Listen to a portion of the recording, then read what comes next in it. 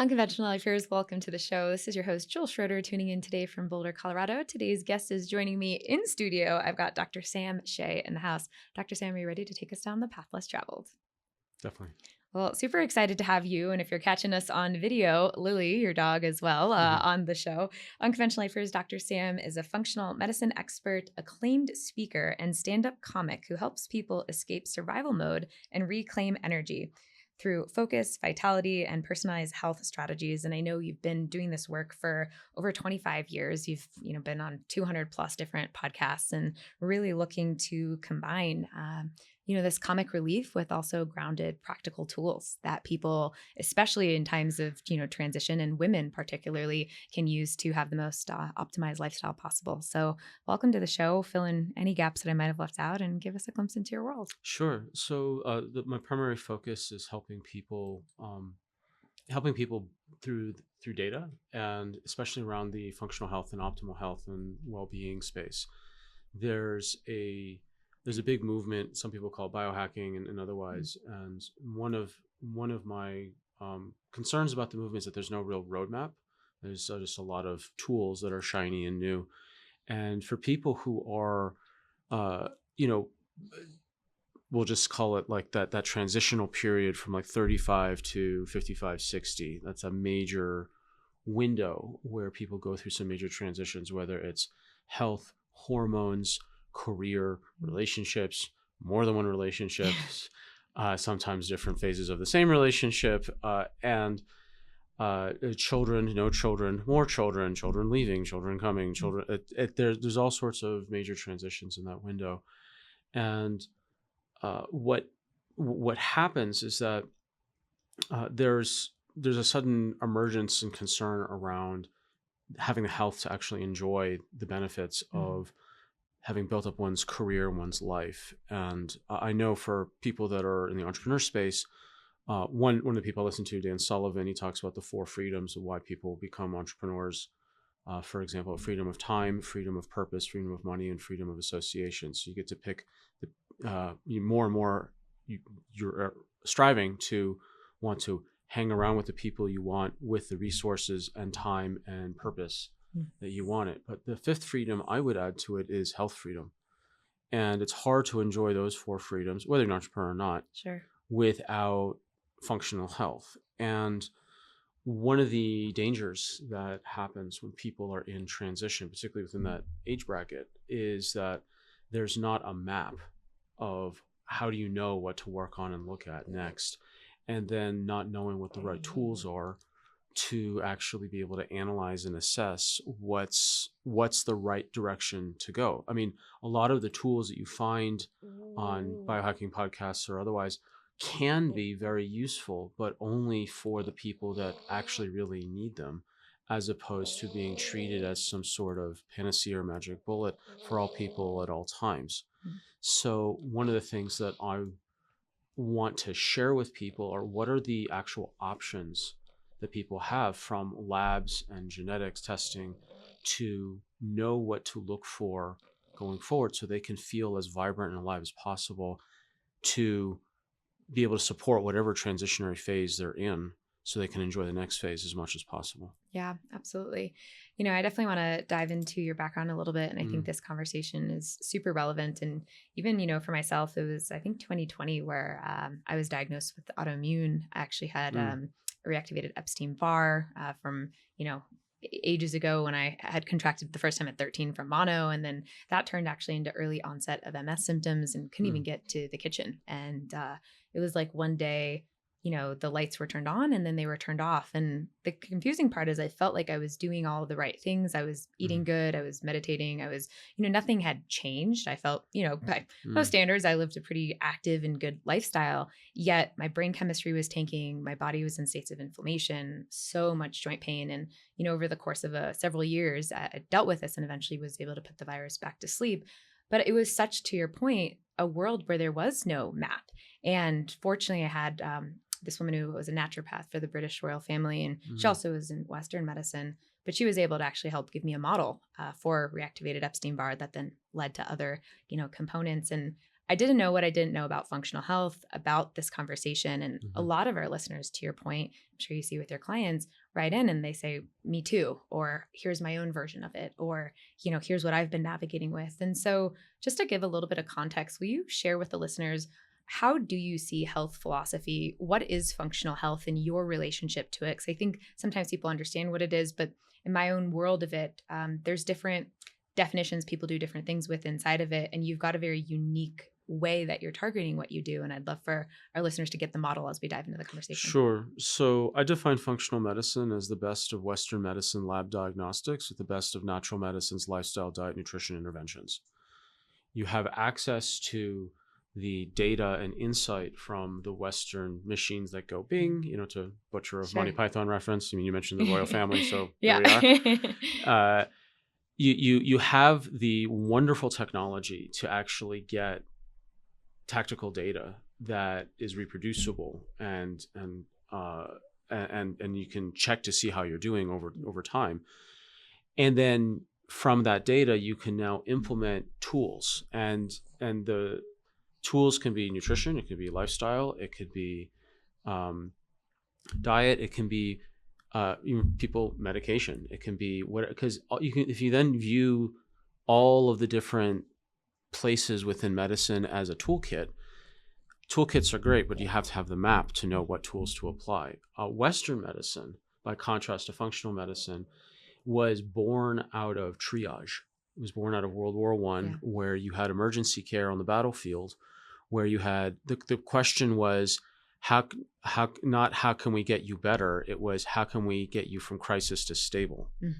So Western medicine philosophically is born out of getting people from crisis into stability. Functional medicine has a different focus. It's helping people go from chronic to normal to optimal. There are actually two separate regions of the medical sandbox to play in. And the problem is mission creep into either side of the sandbox. Sure. And if we understand that different branches of medicine come from different philosophical beginnings, we can then better understand how to properly apply their different toolkits as opposed to disparaging one or the other. The disparagement is well earned if the toolkit is misapplied to the wrong side of the sandbox. Yeah. So I am not against any form of medicine. I'm against misuse, abuse, overuse, and misapplication of any type of medicine. Sure. So I'm a pragmatist at heart. Does it work? Yeah. That's the bottom line. Is it safe and does it work? There's many solutions that can work but are deeply unsafe. And there's many solutions that are safe but are largely benign or ineffective. And so the journey is to find what is both safe enough and effective enough to move the needle meaningfully for someone to have a significant change in their lived experience. Yeah, I think that's well said. And, I would love to kind of go into some of these macro themes that you've been seeing. I know you work a lot with women within that, transitionary age range. What is it that you think most people don't know in terms of, the information and how they're adopting that information in their life? And what's one thing that you wish more people could understand? The concept of the map.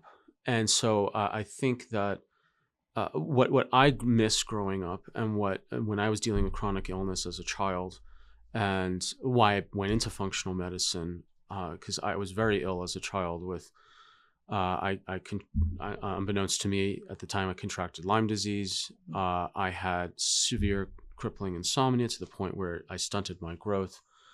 I had terrible digestive problems, embarrassingly so, and depression, anxiety. And there was a lot of gaslighting at home and violence at school, and no adults in the community, the school, or my family that actually stepped in to intervene. On top of that, I was also only found out when I was 39 that I have Asperger's syndrome, which is a form of autism. And I didn't understand the social world I was thrust into. And no one, in the 80s and 90s, there was no map, there was no understanding. Even though some small circles, maybe in the DSM-4, they had a definition, but it was not disseminated. And both my parents, being psychiatrists, thought that my map to becoming a better son was to medicate me into submission, Mhm. as opposed to look at the map, which was sleep. Like I'll give some examples: Yeah. sleep hygiene, exercise, stress and trauma resolution, hidden infections, exercise, digestion, resolving physical damage and chronic injury or acute injury, toxic exposure, diet, habits. So those, I mean, I have a model called the 10 pillars of health: brain, bowel, body, burst exercise, biotoxins, bionutrients, breakfast, bothers, bugs, and bedtime breakfast. So that's it. I developed that model back in 2011. And that's the map that I developed when I was working with the population at the time was chronically ill females, which had a combination of chronic fatigue, fibromyalgia, autoimmune, digestive problems, hormone imbalance, et cetera, et cetera, et cetera, in one person. And I found that I had all 10 of those pillars crumbling myself growing up. And what I found in practice was that people who struggled chronically had a minimum 7 out of 10 pillars crumbling. Didn't actually matter which 7. It was a minimum 7. And what I found was that when they were struggling, they were bouncing from one protocol to one practitioner to one product suite to the next. It's because when I analyzed them, most products, practitioners, and protocols were really good at 1 to 3 pillars and kind of at best touching on another 3 and certainly didn't encapsulate the remaining 4. So if you're sitting on 7 tacks and you remove 3, you're technically healthier, but you're not feeling any better and you're not going to get any further better. So now I found that framework, the 10 pillars of health, is the same framework, not only to take someone from chronic to normal, but the same framework, the same map to get people from normal to optimal.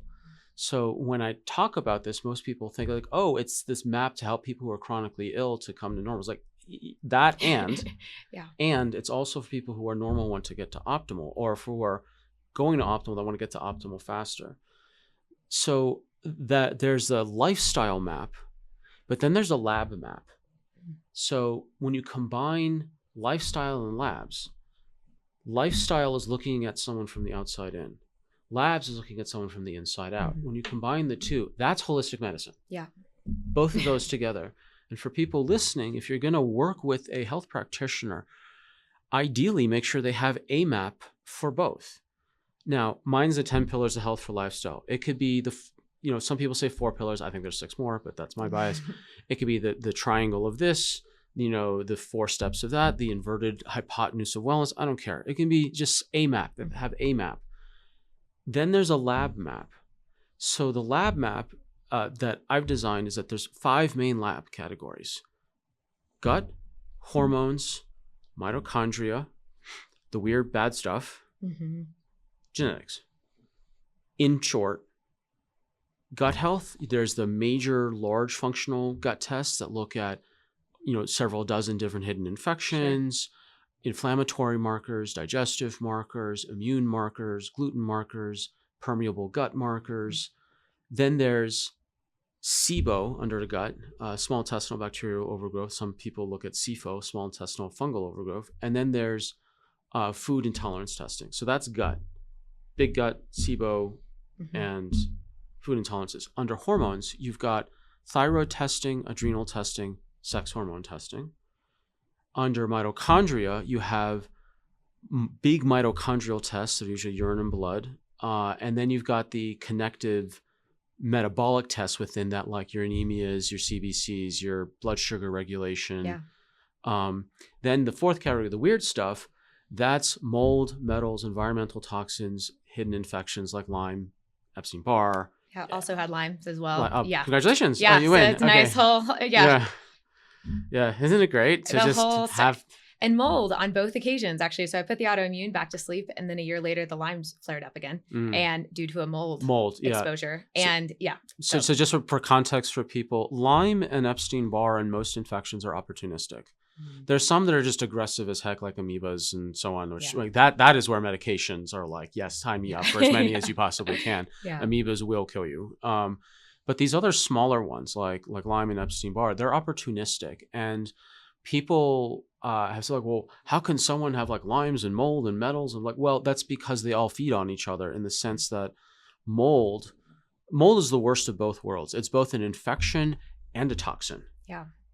And it produces its own toxins as well. So what happens is that mold and metals and environmental toxins cripple and really damage the immune system, allowing for dormant, you mentioned asleep, infections to suddenly, get the munchies, and they just awake and go hog wild.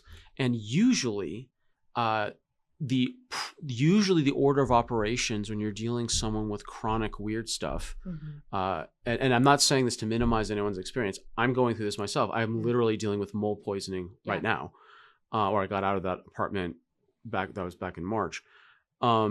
Usually the order of operations is you try to deal with the mold first, then the metals, then the environmental toxins, then the infections, because you're removing the different things that are weakening the immune system in the first place.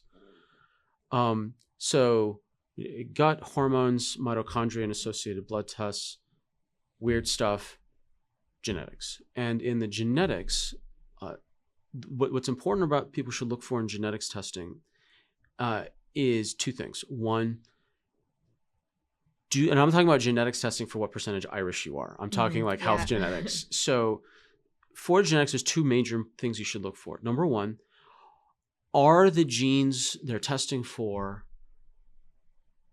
prioritized?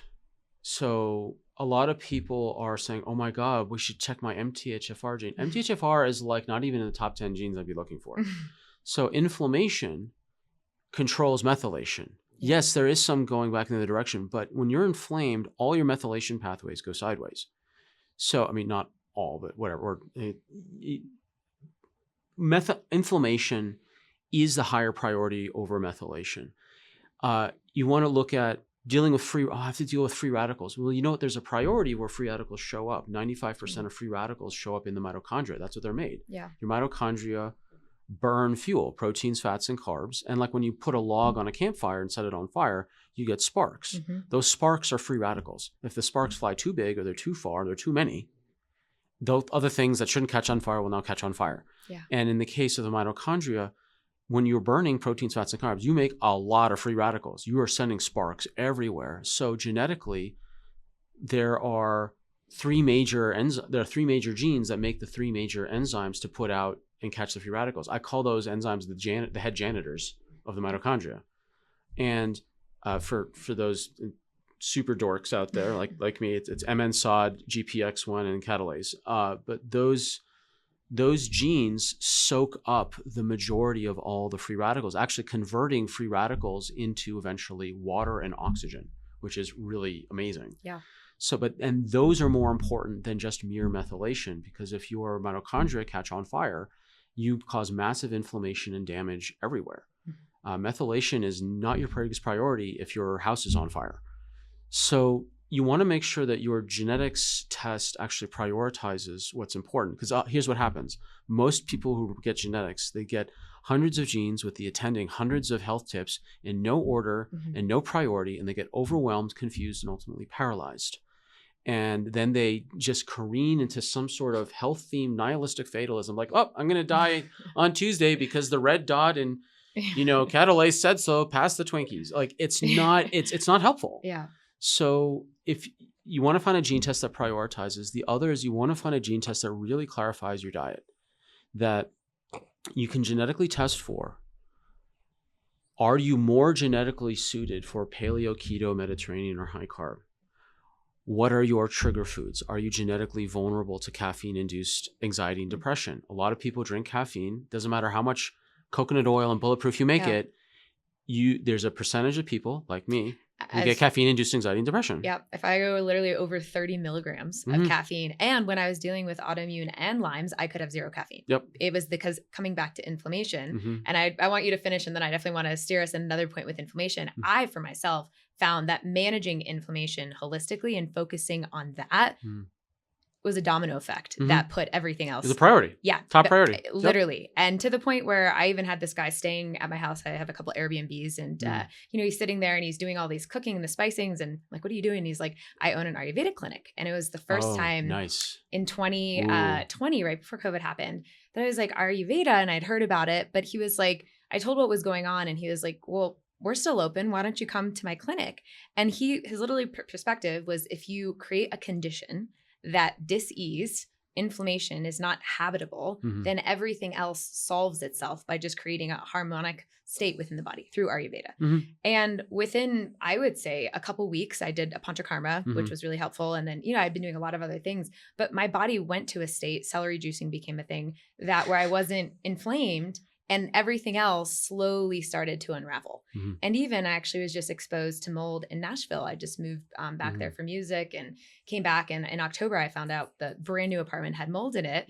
Talk about reactions. This time it was alpha gal, which for those that don't know, I got allergic to beef a couple hours after digesting. I was having all these weird symptoms. Talk about this like whack-a-mole thing that was seemingly happening.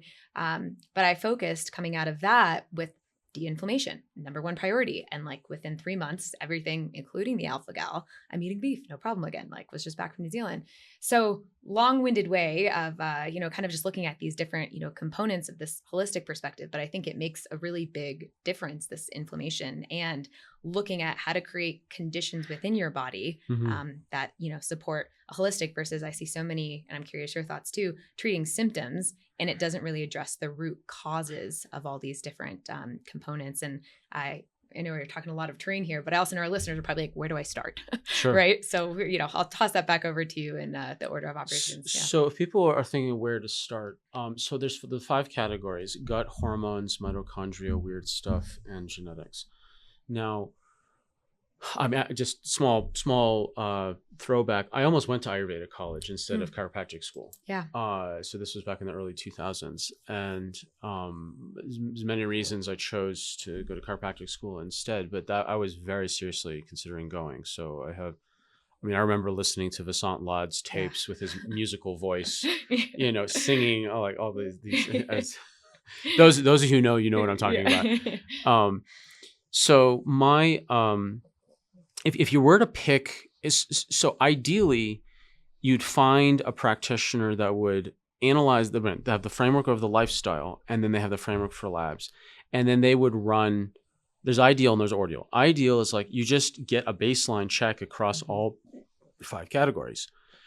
For people where they have to be more judicious in how they order their priorities in terms of labs, the number one place I would recommend people start is genetics, because it's one test that the results are good for life.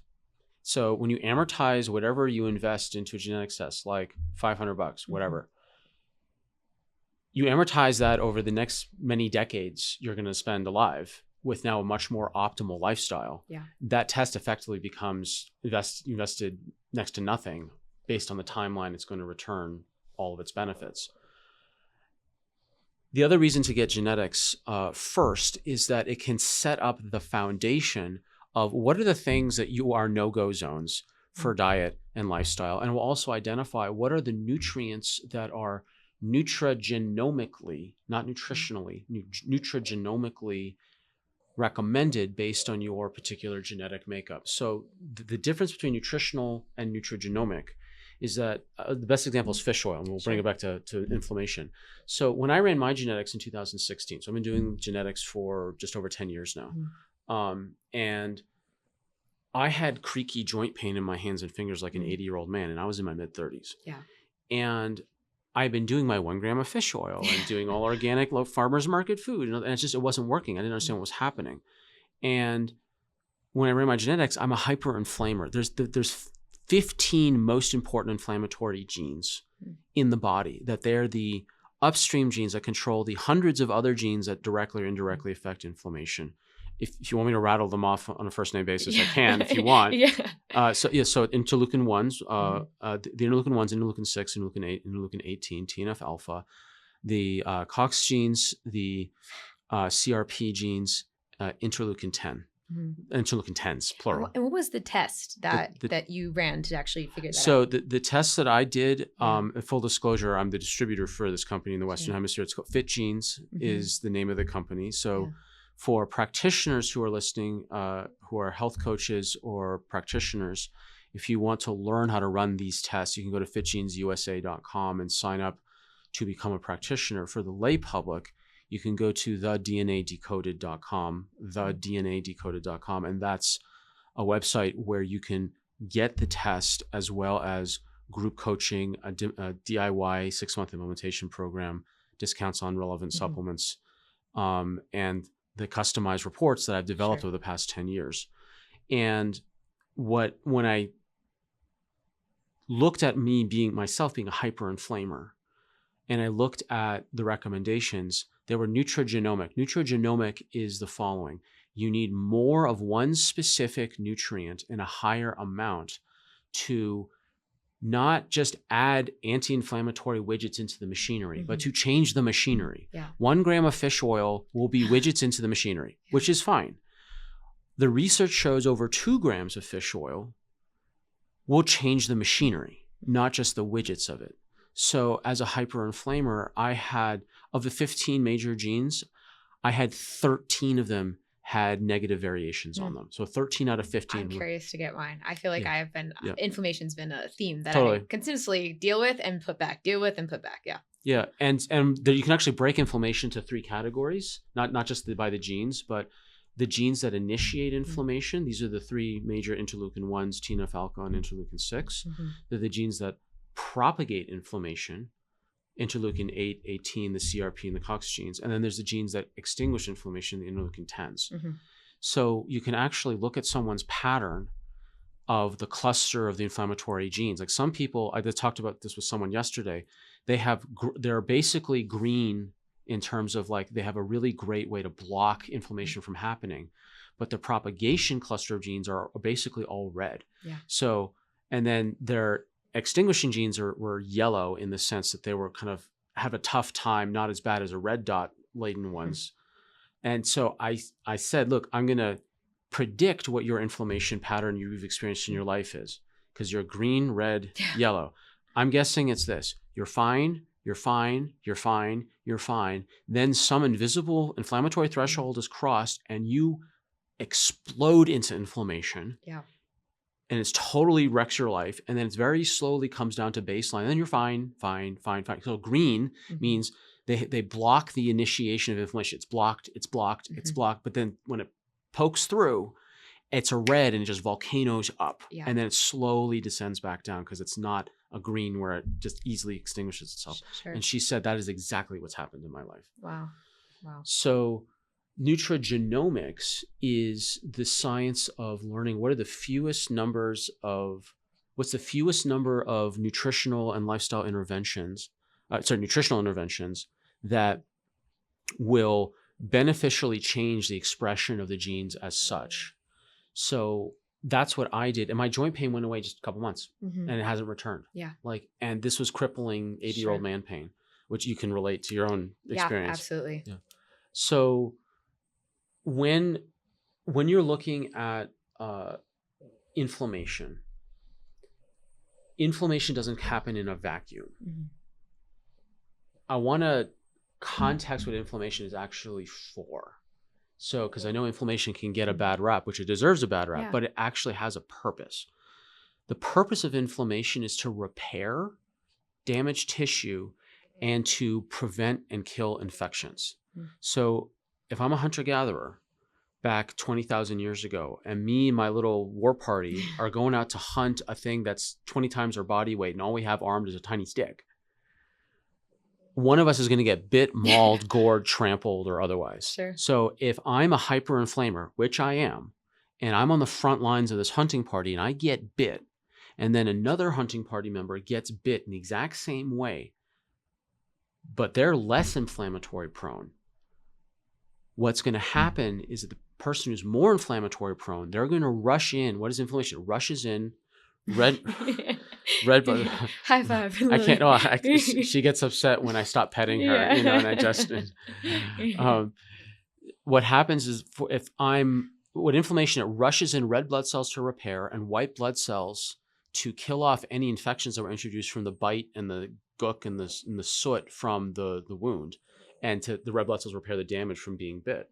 So if I'm more inflammatory prone, I am more likely to more quickly heal that wound in the short term compared to a less inflammatory prone hunting party member. Now, genetics and evolution is all about trade-offs. The trade-off is that I will survive an acute injury more in the short term at the expense of chronic health in the long term. Yeah. And the reverse is also true. A person who's less inflammatory prone will not survive as well in acute injury, but will have less chronic issues in the long term. So it's all about trade-offs. Yeah. So I, being a hyperinflamer, and I suspect you're a hyperinflamer Sure. as well, it's not that our genes are bad. We're just in the mismatch of the wrong environment. Yeah.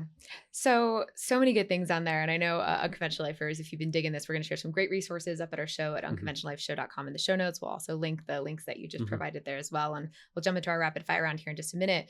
I'm curious, the correlation, you talked about getting the diagnosis at 39, Asperger's. I've also, being hypersensitive, have had various different things, along the years. And what correlation, if any, do you think there is for those that are hypersensitive in terms of environmental, even we were talking about the inflammation components with these different, even neurodivergent kind of components? Do you think there's a correlation between the two and in terms of the maps of them, and just any thoughts on that in general? Because I think a lot of people go, well, I'm just hypersensitive, like on all, categories. And so it's like, what's happening in the body versus what's happening in the perceived reality of those two relationships? So there is, I gave, so I recently keynoted the American Academy of Therapeutic Humor. It's the same organization that Patch Adams spoke at years ago. And I did my 1 hour comedy show, which is it's called Neurospicy, Love, Life, and Comedy on the Spectrum. And it's 60 minutes I wish I had 30 years ago to explain how my brain worked and how to adapt to a more normative world. And by the way, it's available for free on YouTube. Just Google Dr. Sam Shay, Neurospicy. You'll see it. It's my advocacy work and my education work disguised as entertainment. And by the way, there's no politics, there's no cursing, and there's no gratuitous body fluid jokes. It's designed to be watched together. Accessible. It's accessible. It's totally now people. I say it's PG-13 not because of any words. It's just that it's a bit heady for people under 13. That's so. That would be the age cutoff I would recommend. But, people on the spectrum who are very young, sometimes their ability to grasp things at age 8 is equivalent to that of an 18-year-old, but that's another story.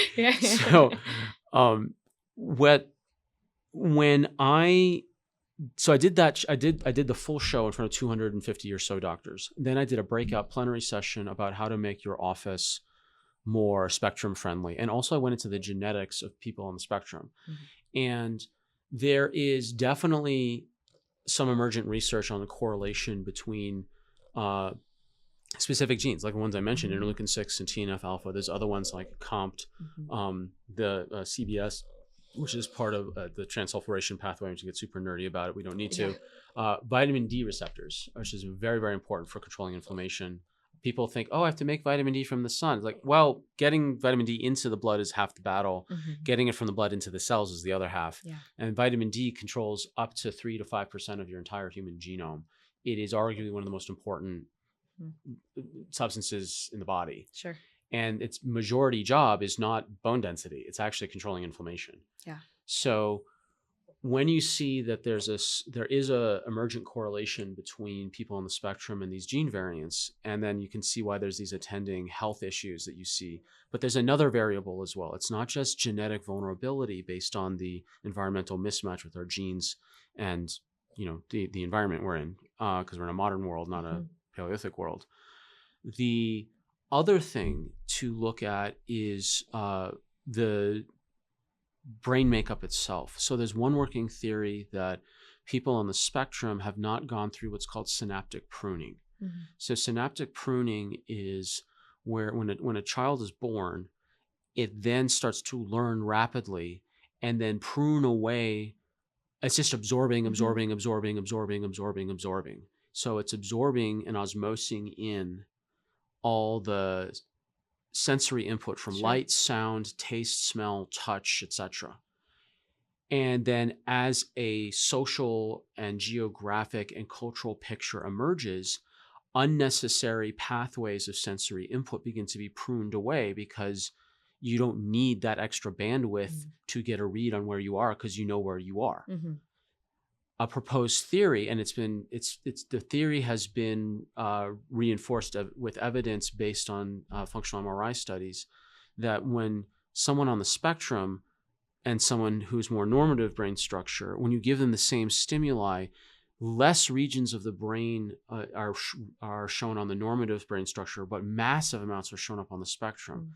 And that's not a judgment call like our brains light up more. Sure. It's actually exhausting. Yeah. Because there's a lack of efficiency in terms of we don't need to bring in all this extra information anymore. So the same stimuli is still way overwhelming. So what I describe is that the apertures of sense perception for someone on the spectrum are dilated way open. Sounds are louder, lights are brighter, tastes are stronger, smell is stronger, touch is more intense. In my 60-minute show, out of the 60 minutes, I spent 5 minutes. 3 minutes. I spent 3 minutes just on sound sensitivity. I can't even go to Red Rocks. Yeah. It's just too much for me. Yeah. It's so overwhelming. So it's this, when you see people like, oh, I'm sensitive. Oh, and I'm also sick. It actually may be both and. Yeah. They may not be separate, but they may also be separate. Like there may be two convergent variables, because when you get sensory overwhelm from what is normal stimulation to everyone else, but not me, not us, I have a chronic level of higher stress because I'm trying to navigate all this oppressive stimuli, and chronic high stress will suppress the immune system, trigger inflammation, and set you up to be more vulnerable to chronic disease. Yeah. So that's how I would connect the two. Yeah. Dr. Sam, I know there's so many concepts and theories that we can dive in, and I just really appreciate how your brain works. And, I'm curious, we're about to jump into the rapid fire round. Just in the spirit of what you mentioned in Unconventional Lifers, we will link that comedy up at unconventionallifeshow.com. If you would be willing to do an excerpt from some of it, just on the spot here, but anything that comes to mind. Sure. So I have a section on Asperger's on a date. Okay, great. And so I quickly learned that my gift for technical analysis, while appreciated at the workplace, not so much on a dinner date. I just don't understand why I'm still single. Me. Well, based on your repeated rescheduling, mixed messaging, and fear of commitment, you display an avoidant attachment style explaining why you sabotage potential serious relationships. Pass the salt? So good. So good. Unconventional Lifers. We will link that at unconventionallifeshow.com. And I do appreciate, as a music artist, I call this concept the business of being you. We have all these different expressions and components that make us up who we are. What type of music do you do? So right now, I used to do folk Americana, but I've been doing pop music out of Tennessee. So interesting. I actually have a singing background. Okay, amazing. Yeah, my whole hypothesis was how to make more mainstream scalable music without compromising the integrity, right, of message, sound, and all these other components. And so I spent the last 2 years in Nashville with all these different, Grammy Award-winning songwriters, and just being in the research of how to start writing in this style. And anyways, 40 or so sessions distilled into 5 songs. I just released the last 2 this last year. Congratulations. Yeah, thank you. Jules King, Unconventional Lifers. I took my mom's maiden name back for this new chapter. But check it out on Spotify and all platforms. But yeah, so it's been a fun, combination to integrate. And I love just watching a fellow person integrating their gifts and talents and what they do. So. Yeah, I recommend, everyone find their art that may double as their advocacy. It doesn't have to be, but I feel like having an artistic expression, in my case, it's stand-up comedy, has been so nourishing and so valuable. And I'm working on actually my second show right now. It's on what it was like to grow up with chronic illness and becoming a functional medicine doctor. So I'm talking about all these different topics. I just did one at the Dairy Arts here, where I revealed that at great personal risk, that avocados are high in histamine. They are, and I don't eat them. And then the audience all started booing, and then I let them boo because I dunked on avocado. I let them boo, and then I turned and pointed to my notes. It literally says in my notes to wait for booing to subside. So good. Yeah. Oh, it's so good. I love it. Dr. Sam, Unconventional Lifers. Let's jump into the rapid fire on our last segment of the show. Some lightning questions coming at you. Are you ready? Sure. All right. Question number 1. Lily, you ready? Yeah. You have a question for Lily? Yeah. Fill in the blank. Speaking about yourself, if you really knew me, you would know what? You mean if I knew me? Yeah. Okay. You can say it out loud. If you really knew me, you would know. If you really knew me, say it again. If you really knew me, you would know. Just fill in that sentence. Okay. Sorry. If you really knew me, You know that I deeply care. Mm. And like that's one of my big superpowers is like I really care about people's experience. I really care about integrity. I really care that there's fairness, and that it's, to me, care is the single. People say that love will heal the world. I don't believe that at all. Mm. I think that's totally nonsense, and we have Game of Thrones to prove that love will set things off. Care and attending kindness Yeah. is the thing that I think people should focus on. I think love can be misdirected in so many different ways. Care and kindness, it's very hard to misdirect that. Yeah. Beautiful. Next question. What is one practice that you do regularly that you feel sets you up for success? Walking my dog in the morning. So I feel that, hi Lily, I'm her. I'm not only provide her food, but I'm also her salt lick. Yeah. I'd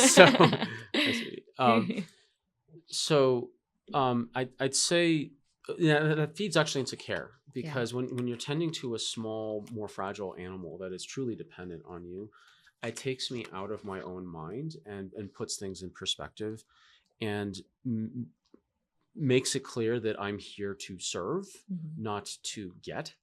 And nothing will remind you more about, the real gift of service than attending to a smaller sentient being that needs your attention, love, and care. Yeah. Beautiful.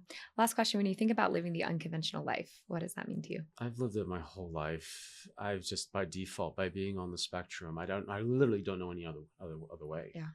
And I would say that the unconventional life is a mixture of, it's the equivalent of superpowers and kryptonites, that you'll have very deeply unconventional experiences, both good and bad. That the idea that an unconventional life is just kind of an upgraded Elysian field of rainbows and unicorns. There's some really difficult stuff in an unconventional life that is the kryptonite to this. And so there's the life of quiet desperation, of just kind of a dull, gray, normal life. But then there's these massive, it's kind of bigger ups and lower lows. And I've had a very unusual life, and it has not been an unmitigated success and fields of daisies. And I just say that if you're going to go for the unconventional life, like, please embrace and expect unconventional in all that means. Yeah. Well said. I often like to hold the value that the degree of, success that we can hold in our system, the equal and opposite degree, of challenge we also have to hold. And the degree of expansion, same thing with contraction, whatever you call it, but it really is capacity. And I think that, at least in my own experience, the more, there was this story of the golden Buddha, that essentially there was this, golden Buddha, and this army was coming to take the gold because they needed it. And so they covered it with all this grass and moss. And as years and decades went on, people, passed down, forgot that the golden Buddha lived there. One day the rock chipped at the golden Buddha, a little bit of light shined through, and then they remembered the golden Buddha was there the whole time. And the capacity to be able to hold both of those things, light, expansion with also contraction, unconventional and conventional, I think that is the path. It's not about, in my own experience, being somewhere other than where you are, but meeting the range fully from where you're at. And that, I think, is what really makes something extraordinary and different. And it definitely sounds like you've walked that path. So Dr. Sam, everyone, so great to have you on the show today. For those that want to learn more about you and your work, what's the best place to follow along and stay in touch? So I've got my main website, drsamshay.com, drsamshay.com.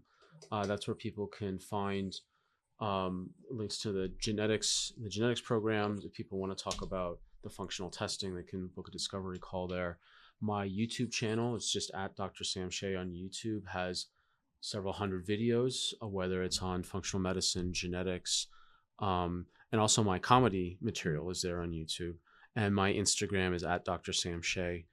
And for people who are practitioners and health coaches, they can go to FitGenes USA, FITGENES USA.com if they want to run genetics in their own practice. Yeah, amazing. Unconventional Lifers, we will link those notes for you up at the show notes at unconventionallifeshow.com.